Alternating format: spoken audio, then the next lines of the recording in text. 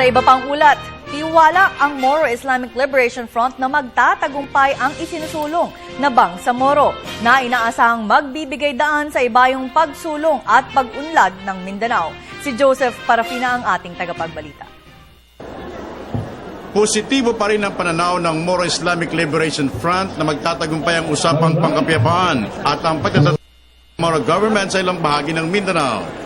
Ito ang tinura ni MILF Vice Chairman on Political Affairs Ghazali Jaafar sa sinagawang Advocacy on Comprehensive Agreement on the Bangsamoro na may temang One Understanding, One Direction, One Government. This is manifestation, even the support of the Bangsamoro political leaders for this agreement because they know that this is the solution.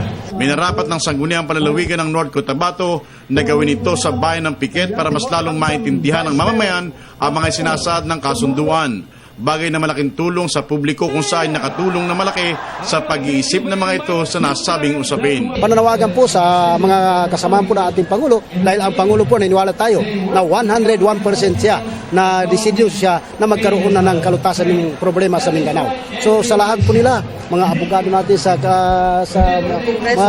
Congress at sa Malacanang na nagre-review, sana po i-fast track po nila ang pagre-review. Total aware yung lahat ng leader dito sa Piquet dahil ito na po yung napagtanungan ng mga katanungan na matagal na nilang inaasam-asam na magkaroon tayo ng taong mapagtatanungan na tama yung ibibigay sa atin na informasyon. Para sa mga local executives ng bayang ito, importante ang ganitong pagpapaliwanag para mas lalong maunawaan ng publiko ang mga sinasaad ng peace agreement na ito. Ito po yung isa sa pinakamalaki po na advokasya na ginawa po ng local government unit dahil lahat na po ng leader sa iba't ibang sektor po ng bayan ng Piquet ay inimbitahan na po namin.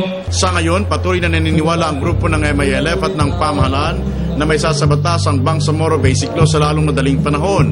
Ito'y para sa mamamayan na naghahangad naman ng kapayapaan ng tunay at makapagdudulot sa kanila ng progresibong pangkabuhayan. Mula sa Piquet, North Cotabato, Joseph Parafina, Telebisyon ng Bayan.